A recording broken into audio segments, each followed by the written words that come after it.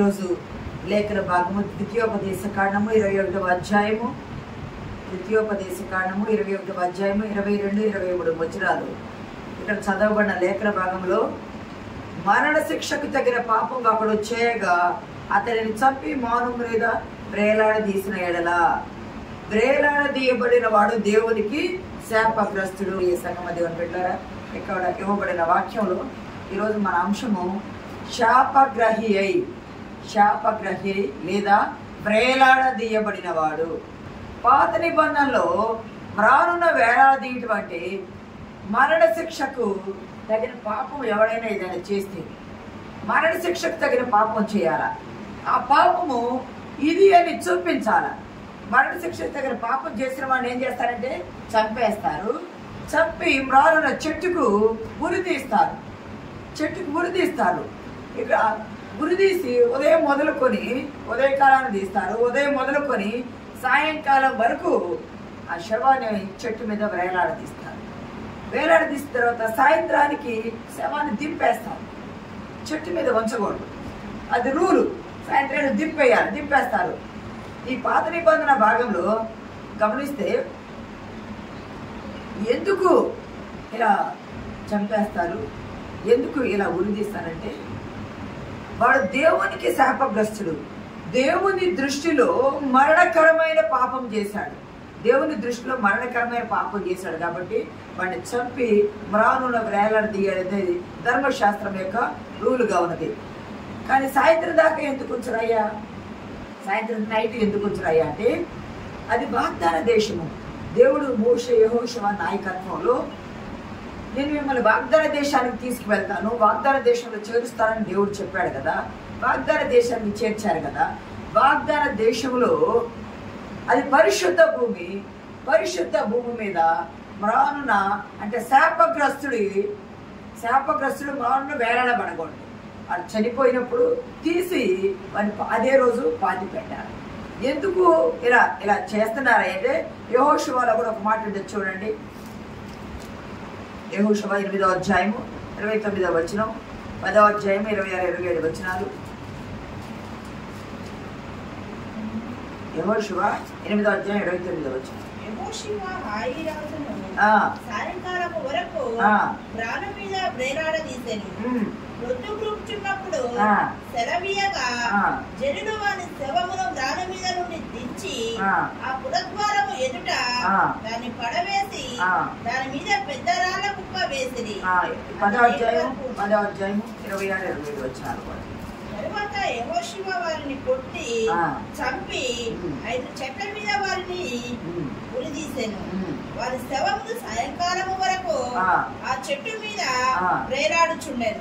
ప్రొద్దుకూర్పు సమయమున యెహోషువ సెలవీయగా జనులు చెట్ల మీద నుండి వారిని దింపి వారు దాగిన గుహలోనే ఆ శవములను పడవేసి. చాలమ్మా, ఇక్కడ గమనించినట్లయితే వాగ్దాన దేశం బయలుదేరారు. అనేక రాజులు జయించుకుంటూ వచ్చారు. అక్కడ జయించుకుంటూ వచ్చినప్పుడు కొంతమంది రాజులు తిరుగుబాటు చేసినప్పుడు వెళ్ళాలి. ఎరుకు రాజును జయించారు. అతను మాను వేలాడదీశారు. హాయి దగ్గరికి వెళ్ళారు. హాయిలో ఓడిపోయారు. మళ్ళీ దేవుని దగ్గర మొదపెట్టగా సరే మీరు ఈ రోజు వెళ్ళండి, పలానా టైంకి వెళ్ళండి దేవుడు చెప్పండి. దేవుని మాట ప్రకారం వెళ్ళారు.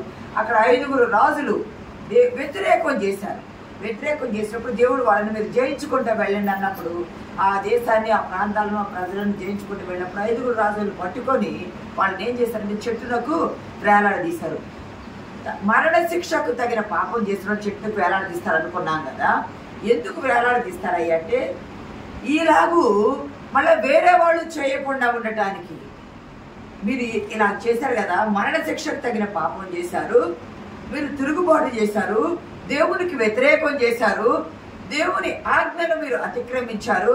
కాబట్టి మిమ్మల్ని చంపేసి చెట్లకు వేలాడదీస్తున్నాము అని వాళ్ళు చేసినందుకు శిక్షగా ఆ శిక్షను ఖరారు చేస్తారు. వేరే వాళ్ళు భయపడి మరలా చేయకుండా ఉండటానికి ఆ విధంగా పైన అంటే అందరికీ కనిపించే రీతిగా ఒక మనిషిని చంపేస్తే పాతి పెట్టేస్తే అయిపోయింది, ఎవరికి కనిపించదు, దగ్గర ఉన్న వాళ్ళే చూస్తారు. కానీ చెట్టును వేలాడదీయటం దూరంగా ఉండే వాళ్ళు కూడా కనిపించడానికి అందరికి తెలిసి భయముతో మరలా ఆ పాపము చేయకుండా ఉండేటట్లు అలా వేలాడదీస్తాడు. ఇక్కడ యెహోషువ కూడా 8వ అధ్యాయంలోను 10వ అధ్యాయంలోను 5 రాజులను ఇప్పుడు చదివిన భాగంలో 5 రాజులను చెట్లకు వేలాడదీసి వాళ్ళని చంపి వేలాడదీయించి సాయంత్రానికి ఆ శవాలను దింపి వాళ్ళు ఏ గుహలో దాక్కున్నారో ఆ గుహలోనే వాళ్ళ రాళ్ళ కుప్ప వేసి ఆ శవాలను పాతి పెట్టారు. ఎందుకంటే మిగతా రాజులు వీళ్ళు జయించుకుంటా వెళ్లే సమయంలో మిగతా రాజులు వీళ్ళకి అడ్డు రాకుండా వీళ్ళ భయం వారికి కలిగి వీళ్ళకి త్రావిచ్చినట్లుగా ఈ విధంగా చేశారు. ఇలా చేయడం ఏమిటంటే చంపడము ఒక విషయం అయితే చంపబడిన వాడిని చెట్టుకు వేలాడదీయటం అవమానకరము. అది పెద్దవాళ్లే కావచ్చు చిన్నవాళ్లే కావచ్చు వారి జీవితంలో వారికి అది అవమానకరం. మరణ శిక్షకు సంబంధించిన మరొక అవమానకరమైన విషయం అనమాట మారున్న వేలాడదీయటం. 1 సమూయేలు గ్రంథం 31వ అధ్యాయము 10వ వచనంలో ఇక్కడ ఒక రాజు కూడా సౌలు రాజు కూడా 1 సమూయేలు గ్రంథం 31వ అధ్యాయం 10వ వచనం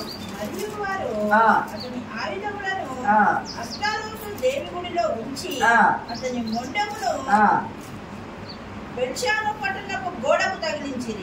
సౌలు రాజును చంపేశారు. ఇక్కడ మొదటి రాజు ఇశ్రాయేలుకి మొదటి రాజు అయిన సౌలు రాజు చనిపోయాడు.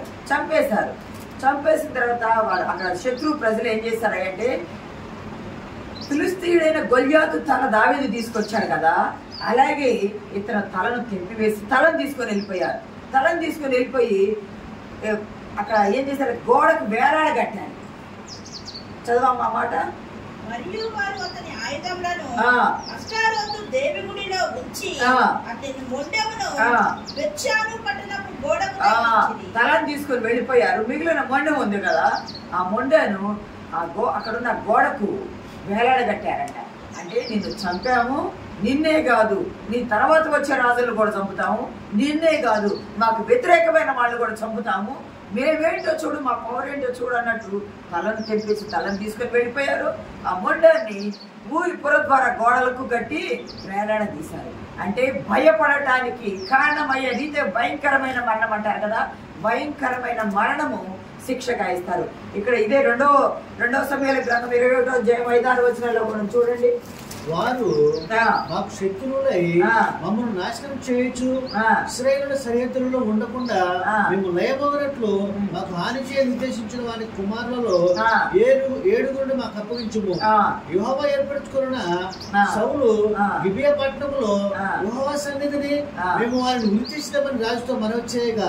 చాలా ఇక్కడ గమనించినట్టయితే దావీదు వచ్చేసారు. ఇప్పుడు చెప్పుకునే భాగానికి దావీదు సౌలు తర్వాత దావీదు రాజుగా ఉన్నారు. దావీదు కాలంలో 3 సంవత్సరాలు కరువు వచ్చింది దేశానికి. ఎందుకు 3 సంవత్సరాలు కరువు వచ్చింది అని దేవుని యొద్ద విచారణ చేయగా మొదటి వచనాల్లో ఉంటుంది. చదవమ్మా.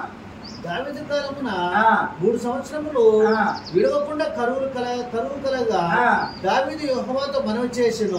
అందుకు యెహోవా ఇలాగ సెలవిచ్చెను, సౌలు గిబియోనీయులను హతం చేసిన గనుక అతనిని బట్టి నరహంతకులకు అతని ఇంటి వారిని బట్టి ఎందుకు వచ్చింది కరువు. దావీదు దేవుని యొద్ద విచారణ చేశాడు. దేవా ఎందుకు ఈ కరువు వచ్చింది అని దేవుని సన్నిధానంలో విచారణ చేయగా దేవుడు చెప్తున్నాడు దావీదుతో, సౌలు రాజు అతను రాజరికంలో ఉన్నప్పుడు, రాజుకు అధికారంలో ఉన్నప్పుడు గిబియోనీయులను నరహంతకులను చంపించాడు. అది అతని కుటుంబం నరహంతకుల కుటుంబం. చదవమాట. అతనిని బట్టి నరహంతకులకు అతని ఇంటి వారిని సౌలును బట్టి సౌలు గిబియోనీయులను చంపించాడు. సౌలును బట్టి అతని కుటుంబం యొక్క నరహంతకులను బట్టి ఈ కరువు దేశానికి వచ్చింది దావీదు అని దేవుడు చెప్తాడు. దావీదు వెళ్ళి దేవుని సన్నిధానంలో మొరపెట్టాడు, తండ్రి ఈ కరువు ఎందుకు వచ్చింది అయ్యా, 3 సంవత్సరాలు బట్టి కరువుగా ఉంది, ప్రజలు అల్లాడిపోతున్నారని చెప్పినప్పుడు ప్రార్థన చేయగా మొరపెట్టగా దేవుడు ఇచ్చిన మాట సౌలు వల్ల వచ్చిందయ్యా, సౌలు రాజు వల్ల వచ్చిందయ్యా అని చెప్పారు.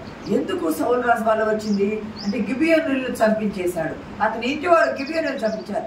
గిబియోనీయులు ఎందుకు చంపారు, గిబియోనీయులను చంపకూడదా అని అంటే యెహోషువ కాలంలో యెహోషువ వాగ్దాన దేశం వచ్చేటప్పుడు గిల్గాల్ అనే ప్రాంతం దగ్గర అక్కడికి వచ్చేటప్పటికి కొంతమంది ఏం చేస్తారంటే గిబియోనీయులు మారు వేషం వేసుకొని పాత బట్టలు కట్టుకొని చింపిన చుట్టులాగా పెట్టుకొని ఎండిపోయిన రొట్టెలు తీసుకొని పాత ద్రాక్ష రసపు తిత్తులు తీసుకొని బాగా మట్టి కొట్టుకుపోయినట్టుగా వచ్చి యెహోషువ వీళ్ళ యొద్దకు వచ్చి, అయ్యా మేము దూర ప్రాంతం నుండి వస్తున్నాము, మేము బయలుదేరినప్పుడు మేము మంచిగా శుభ్రంగానే ఉన్నాము, మేము బయలుదేరినప్పుడు మా ద్రాక్షారస రసం తిత్తులు కొత్తవే, మేము బయలుదేరినప్పుడు మా రొట్టెలు వేడివేడివే, కానీ మేము బయలుదేరి వచ్చి ఇక్కడికి వచ్చేటప్పటికి ఇవన్నీ ఎండిపోయినాయి, మేము ఈ రీతిగా అయిపోయాము.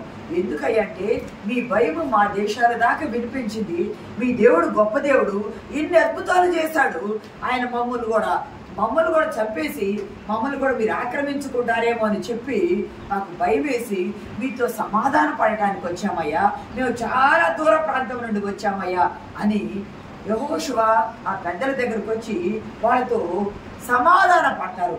యెహోషువ ఏం చేస్తాడంటే వాళ్ళతో ప్రభు సన్నిధానంలో దేవుణ్ణి అడగకుండానే వారితో సమాధాన పడి వాళ్ళ దగ్గర ఆహారం తీసుకుంటారు. అయ్యా మీరు వాళ్ళతో కలిసి ఆహారం తీసుకుంటారు, వాళ్ళతో కలిసి అంటే వీళ్ళు భోజనం చేసేటప్పుడు వాళ్ళని కలుపుకొని కలిసి భోజనం చేస్తారు. మేము మీతో కలిసి భోజనం చేస్తున్నాం, సమాధానంగా భోజనం చేస్తున్నాం, మిమ్మల్ని మీ దేశాన్ని మేమేమి చేయమని దేవుడి యొక్క విచారణ చేయక యెహోషువ మాట ఇచ్చేస్తారు. తర్వాత వీళ్ళు మళ్ళీ ఆ దేశాలను జయించకుండా వెళ్ళేటప్పుడు చూస్తే అక్కడికి వెళ్ళేటప్పటికి అరే వీళ్ళు నేను కలిసిన వాళ్ళే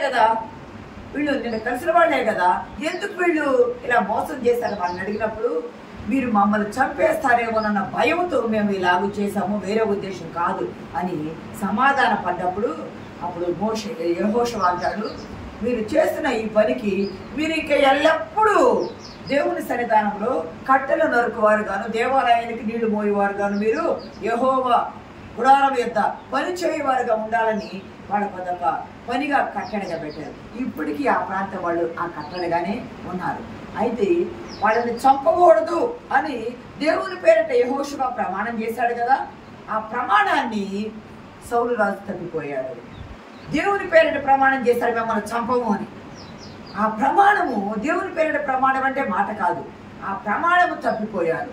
ఆ ప్రమాణం తప్పిపోయి సౌలు రాజు వాళ్ళని చంపించి ఆ గిబియోనీయుల్ని చంపించడం వల్ల ఆ ఊరికి ఆ దేశానికి ఏమొచ్చిందంటే నరహంతకుల యొక్క దోష శిక్ష వచ్చింది. ఆ శిక్ష వల్ల కరువు వచ్చింది. మరి ఏమి చేయాలా, ఈ కరువుకి ఏమి చేయాలా అని దావీదు రాజు వాళ్ళని అడిగితే వాళ్ళు అంటారు, ఎవరైతే మమ్మల్ని చంపకూడదు, ఎవరైతే మమ్మల్ని చంపారో వాళ్ళ వంశీకులు, వాళ్ళ పిల్లలు కానీ వాళ్ళ కుమార్తెల పిల్లలు కానీ వాళ్ళ వంశంలో ఉన్న ఎవరైనా ఒక 7 మాకు అప్పచెప్పండి, వాళ్ళని ఏం చేస్తాం, దేవుని సన్నిధానమున వాళ్ళని ఉరిదీస్తాం. దేవుని సన్నిధానమున అంటే మరణ శిక్షకు తగిన కారణము వాళ్ళు చూపిస్తున్నారు. ఈ పని చేసిన వాళ్ళు ఎవరయ్యంటే సౌలు రాజు కుటుంబీకులు, వాళ్ళు ఎవరయ్యంటే నరహంతకులు. వారిని బట్టి దోష శిక్ష వచ్చింది. ఆ శిక్ష పోవాలంటే వారి కుటుంబీకులు 7 ఉరిదీయాలన్నప్పుడు దావీదు ఒప్పుకొని వారి కుటుంబంలో నుండి ఒక 7 తీసుకొచ్చి ఇవ్వగా దేవుని సన్నిధానమున వారిని గురి తీయగా ఆ దోష శిక్ష సరిపోయిందని అనుకున్నారు. ప్రియ సంగమా, మరి ఆ ఉరిదీసిన వారిని దింపేసేయాలి కదా, అదే భాగం కింద భాగానికి వస్తే మనం చూడవలసిన లేదు. కానీ అక్కడ సౌలు ఉపపత్ని రిస్పా అనే ఆమె ఏం చేస్తుంది అంటే ఆ 7 శవాలను కాపలాగాస్తుంది. ఎందుకు కాపలాగాస్తుంది అని అంటే ఆకాశం చదవండి మా మాట కింద వచ్చిన ఎలా ఉంటుంది. 2వ సమూయేలు గ్రంథము 21వ అధ్యాయము 10వ వచనం.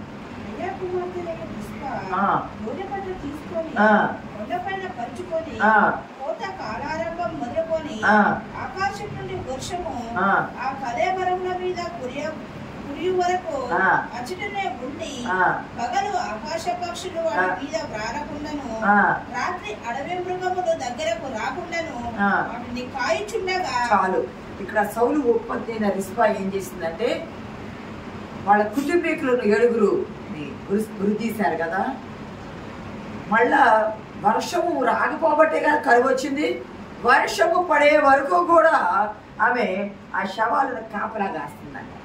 ఎందుకు కాపలాగాస్తుందయ్యా అంటే ఆకాశ పక్షులు కానీ ఈ మృగాలు కానీ వచ్చి ఏవి కళేబరాల మీద వాలకుండా కాపలాగాస్తుంది.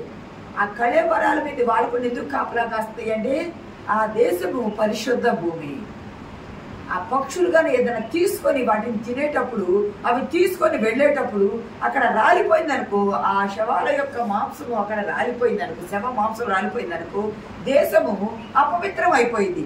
అది తీసుకొని పైకి ఎగురుతూ వెళ్ళేటప్పుడు ఎక్కడైనా జారి పడిపోయి ఎవరి మీద పడిపోయింది అనుకో, అపవిత్రం అవుతారు.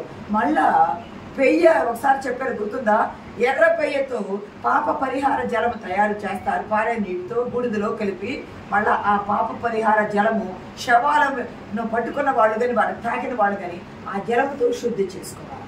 చాలా ప్రాసెస్ ఉంటుంది కాబట్టి వాళ్ళు ఏం చేస్తారంటే ఆకాశ పక్షులు కానీ అడవి మృగములు కానీ ఏది వచ్చి వాటి మీద వాలకుండా అవి తినకుండా ఆయన కాపాలగస్తే దావీదు తెలుసు. దావీదు వచ్చి ఆ శవాలను తీసుకెళ్ళి వాళ్ళ భూమిలో పాతి పెట్టించాడు, భూమిలో ఖననం చేయించాడు. రే సంగమా, దేవుని బిడ్డలారా, శిక్షగా కరువు రాగా కరువు పోయేటట్టు ఇక్కడ చేశాడు. ఈ గిబియోనులు ప్రమాణం చేశారు కాబట్టి అక్కడ శిక్ష అయితే తీరిపోయింది. ఇక్కడ గమనించండి, పాత నిబంధనలోనైతే మరణ శిక్షకు చంపి వారిని ఉరి తీశారు. మరి యేసుక్రీస్తు ప్రభు వారిని ఎందుకు శాపగ్రీతి అయ్యాడు ఆయన? గలతీ పత్రిక యోహాను సువార్త చూడండి, ముందు యోహాను సువార్త 18వ అధ్యాయము 31వ వచనం చదవండి. విశ్రాంతి దినము మహాదినము గనుక ఆ దేహములు విశ్రాంతి దినమున శిలువ మీద ఉండకుండానట్లు, దేహములు విశ్రాంతి దినమున శిలువ మీద ఉండకుండా ఉండునట్లు. ఎందుకు ఉండకూడదయ్యా? ఎందుకు ఉండకూడదయ్యా శిలువ మీద అంటే లేవియా కాండము 18:24లో చెప్తున్నారు. అపవిత్రత కలగ చేసుకోకూడదు. నేను మీ ఎదుటి నుండి వెళ్ళగొట్టుచున్న జనములు వాటన్నింటి వలన అపవిత్రులైరి. దేశములో అపవిత్రత కలగరాదు. ఇలాగ చనిపోయిన మనుషులు మారున వేలాడుతూ ఉంటే దేశంలో ఏం కలిగింది? అపవిత్రత కలిగింది. ఎందుకు అపవిత్రత కలగొద్దన్నాడు అంటే సంఖ్యాకాండం 35-34లో చెప్తున్నారు. సంఖ్యాకాండము 35వ అధ్యాయము 34వ వచనంలో చెప్తూ ఉన్నారు దేవుడు. మీరు నివసించు దేశములో అపవిత్రపరచకూడదు. దేవుడు అన్నాడు, మీరు నివసించు దేశమును అపవిత్రపరచకూడదు. ఎందుకు అపవిత్రపరచకూడదయ్యా అంటే ఆ దేశంలో నేను నివసించుచు ఉన్నాను. దేవుని నామానికి మహిమ కలుగును గాక. ఆ దేశంలో నేను నివసిస్తున్నా. నేను నివసించేటప్పుడు శవములను ముట్టటము, శవములను దాటిపోకూడదు. నిర్గమాకాండంలో కూడా మనం చూసినట్లయితే చదవవసరం లేదులే కానీ ఆ రాత్రికాల సమయంలో యెహోవా ఆ పాలెములను దాటిపోవచ్చు ఉన్నారు, శవాలను దాటిపోవట్లా, ఆ ఇళ్లను దాటిపోవచ్చు ఉన్నారు. ఇక్కడ దేశములో, పరిశుద్ధ దేశములో, పరిశుద్ధ ప్రాంతములో అపవిత్రత ఉండకుండా ఉండునట్లు దేవుడు ఆ దేశములో సంచరిస్తాడు. దేవుడు ఆ దేశంలో నివసిస్తున్నాడు కాబట్టి అపవిత్రత, అశుద్ధత అనేది ఏది కూడా ఉండకూడదు. ఇదే అపోస్తుల కార్యాలు 23వ అధ్యాయం 29లో ఒక మాట అంటున్నారు. వారు తమ ధర్మశాస్త్ర వాదములను గూర్చి అతని మీద నేరము మోపినే గాని యేసుక్రీస్తు మీద మరణానికి సంబంధించిన ఏ నేరము కూడా లేదు. అపోస్తుల కార్యాలు 23వ అధ్యాయం 29లో ఆయన మీద మోపిన నేరములలో మరణానికి సంబంధించి ఏ నేరము కూడా లేదు. చదవరా మాట గట్టిగా. అతని మీద నేరం మోపినే గాని మరణములకైనను బంధములకైనను తగిన నేరం అతను ఎన్నేమీ కనపరచలేదు. ప్రభువు మీద నేరాలు చాలా మోపారు. కైసరుకు పని వద్దన్నారని మోపారు. నేనే రాజునన్నారని కైసరుకు వ్యతిరేకంగా లేపారు. నేనే రాజునన్నారని హేరోదుకు వ్యతిరేకంగా లేపారు. ఎన్ని నేరాలు మోపినా, రాజద్రోహ, దేశద్రోహ నేరాలు ఎన్ని మోపినా కూడా ఏ నేరము కూడా ఆయన మీద లేదు. మోపారు ఏ నేరము కూడా. పౌలు మీద కూడా ఎన్నో నేరాలు మోపారు, కానీ ఏ విషయంలో ఏ నేరము కూడా పౌలు మీద కూడా లేదు. ప్రభువు మరణకరమైనది ఏది చేయలేదు. ఆయనలో పాపము లేదు, ఆయన పాపము చేయలేదు. నాలో పాపం ఉందని మీరు ఎవరైనా నేరస్థాపన చేయగలరా అన్నారు. ఏది లేదు. కానీ ఏం చేశారంటే పాపము కలిగిన మనుషులు పాపానికి అప్పగించారు ప్రభుని సిలువకు. అధికారం కోసం అప్పగించారు ప్రభువుని, రాజరికం కోసం అప్పగించారు ప్రభువుని, ఆధిక్యత కొరకు అప్పగించారు ప్రభువుని, పదవీ కాంక్ష కొరకు అప్పగించారు ప్రభువుని. అంతేకాదు ప్రవచన నెరవేర్పు జరగాలి కాబట్టి అప్పగించారు ప్రభువుని. ఇందాక చదివాం కదా యోహాను సువార్త 10:31లో యేసుక్రీస్తుని సిలువకు అప్పచెప్పారు. ఇద్దరు దొంగల మధ్య సిలువలో ఆయనను వ్రేలాడదీశారు. పాత నిబంధనలు ఏమంటారు? మ్రానున్న వ్రేలాడదీయబడిన వాడు శాపగ్రస్తుడు. వ్రేలాడదీయటం అంటే భూమి మీద ఉండకుండా భూమికి ఆకాశానికి మధ్య వ్రేలాడదీయబట్టం, వాళ్ళు శాపగ్రస్తుడు అవుతారు. ఈ గలతీలో అంటారు, గలతీ 3:13లో ఒక మాట అంటారు చూడండి. గలతీ అపోస్తలుడైన పౌలు రాసిన గలతీ పత్రిక 3:13 ఒక మాట ఉంది. అబ్రహాము పొందిన ఆశీర్వాదము ఆత్మలను కూర్చున్న వాగ్దానము విశ్వాసం వలన మనకు లభించినట్లు అబ్రహాము పొందిన ఆశీర్వచనము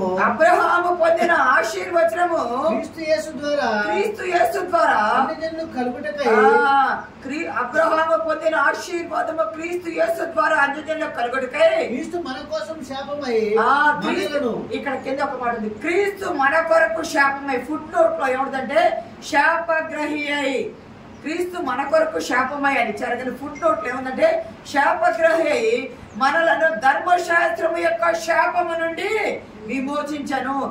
మరణ శిక్షకు ఏదైనా చేస్తే ఇతరులు చేయకుండా ఉండటానికి, ఇతరులు భయపడి ఆ శాపానికి ఆ శిక్షకు లోను కాకుండా ఉండటానికి మానున వేలాడదీసి చంపేవాళ్ళు, అలా చంపబడ్డవాళ్ళు శాపగ్రస్తులని ధర్మశాస్త్రం చెప్తుంది. కానీ ఆశీర్వాదము అబ్రహాముకి ఇచ్చాడు దేవుడు.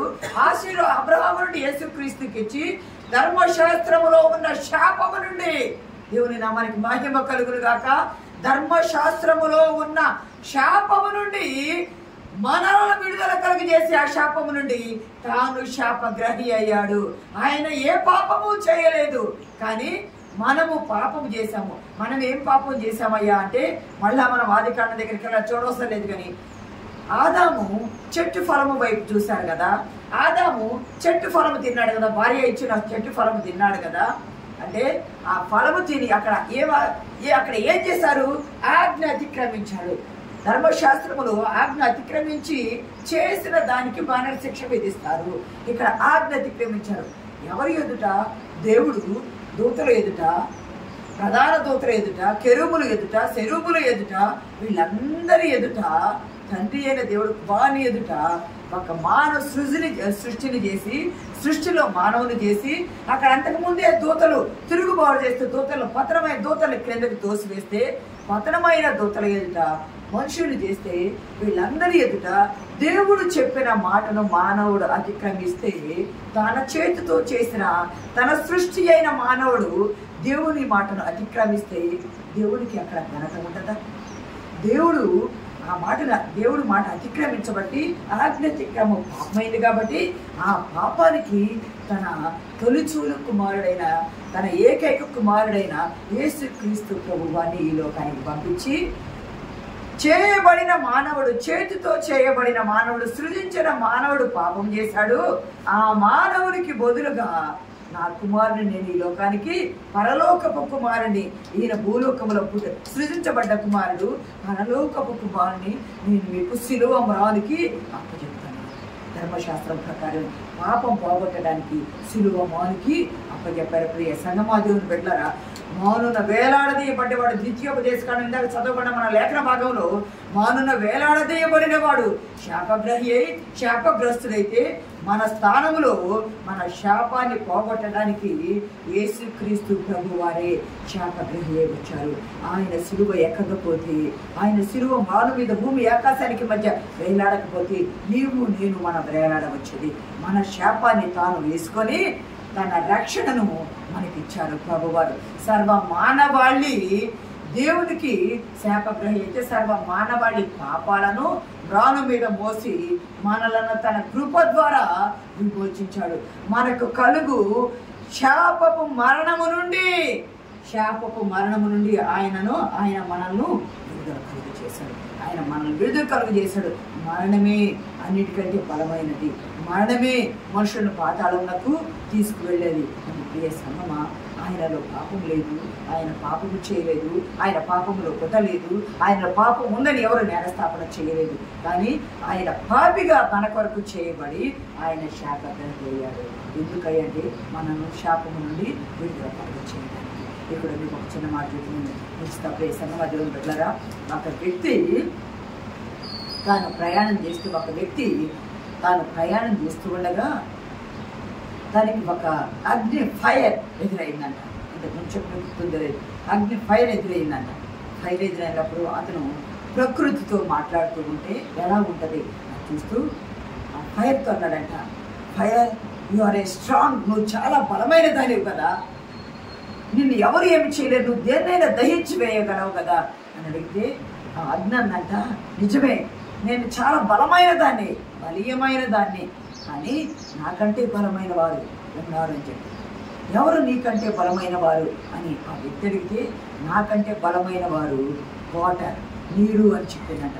నాకంటే బలమైన వారు వాటర్ అంటే అతను వాటర్తో కూడా అన్నాడంట, వాటర్ నువ్వు ఆర్ స్ట్రాంగ్ కదా, నువ్వు చాలా బలమైన దానివి కదా అని అడిగినప్పుడు వాటర్ అందంట, నేను చాలా బలమైన దాన్ని, నాకంటే బలమైన వారు, నీకంటే బలమైన వారు ఎవరు లేరు కదంటే నాకంటే బలమైన వారు ఉన్నారు, నేనే కాదంటే నీకంటే బలమైన వారు ఎవరంటే నాకంటే బలమైన వారు సూర్యుడు.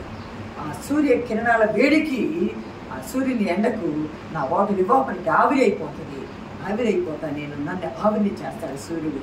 కాబట్టి సూర్యుడు నాకంటే బలమైన వాడని చెప్పగా సూర్యుడిని sun you are a strong, నువ్వు బాగా చాలా బలమైన వాడివి కదా అని సూర్యుడిని అడిగితే నేను చాలా బలమైనది, నేను లేకపోతే సృష్టికి వేడిమి అనేదే లేదు, నేను లేకపోతే ప్రకృతి ఉండదు, కానీ నాకంటే బలమైన వాళ్ళు ఉన్నారు. ఎవరు నీకంటే బలమైన వాళ్ళు అంటే క్లౌడ్స్, మేఘాలు, మేఘాల దగ్గరికి వెళ్ళి క్లౌడ్స్ యు ఆర్ స్ట్రాంగ్ కదా అని అడిగితే మేఘాలు అంటే ఎస్ ఐఎమ్ స్ట్రాంగ్, నేను స్ట్రాంగే, కానీ నాకంటే బలమైన వాళ్ళు ఉన్నారు, నాకంటే బలమైన వాళ్ళు ఉన్నారు. ఎవరు నీకంటే బలమైన వాళ్ళు అంటే విండ్, గాలి, గాలి నాకంటే చాలా బలమైంది, ఆ గాలి రాగా నేను సూర్యుడిని కప్పుతా, ఆ గాలి రాగా ఆ మేఘాలన్నీ చదిరిపోతాయి. నేను గాలి దగ్గరికి వెళ్ళి గాలి you are strong, wind you are strong అంటే ఎస్ ఐఎమ్ స్ట్రాంగ్, అంటే నాకంటే నీకంటే బలమైన వారు ఎవరు లేరు కదంటే ఎస్ ఉన్నారు, నాకంటే బలమైన వాళ్ళు ఉన్నారు. ఎవరు నీకంటే బలమైన వాళ్ళు అంటే మౌంటైన్స్, మౌంటైన్స్ నాకంటే బలమైనవి, నేను గాలితో దేన్నైనా కూలదోస్తాను కానీ ఈ పర్వతాలను నేను పడద్రోయలేను అంటే పర్వతాలు ఎత్తుకు వెళ్ళను. మౌంటైన్ యు ఆర్ స్ట్రాంగ్ అంటే ఎస్ ఐఎమ్ స్ట్రాంగ్, నేను దేన్నైనా నన్ను ఏమీ కూడా చేయలేదు, బట్ నాకంటే స్ట్రాంగ్ అయినవి ఉన్నాయి. ఎవరు నీకంటే స్ట్రాంగ్ అయిన వాళ్ళంటే మ్యాన్, హ్యూమన్ కైండ్ మ్యాన్ నాకంటే స్ట్రాంగ్, నన్ను బాంబులు పెట్టి అన్ని పెట్టి నన్ను డిస్ట్రాయ్ చేసేసి నన్ను ముక్కలుగా పగలు కొట్టేస్తున్నారు. మానవుడు నాకంటే స్ట్రాంగ్ అని మానవుని దగ్గరికి వెళ్తే మానవుని అడిగాడంట, మ్యాన్ యు ఆర్ స్ట్రాంగ్, అన్నిటికంటే నువ్వు స్ట్రాంగ్, నువ్వు బలమైన వాడివని తెలిసింది, నువ్వు బలమైన వాడివి కదా అంటే నేను బలమైన వాడిని, అంటే మానవుని కంటే బలమైనది వేరేది ఉన్నది. ఏమిటి మానవుని కంటే బలమైనది అంటే డెత్, మరణము. మానవుని కంటే బలమైనది డెత్, మరణము.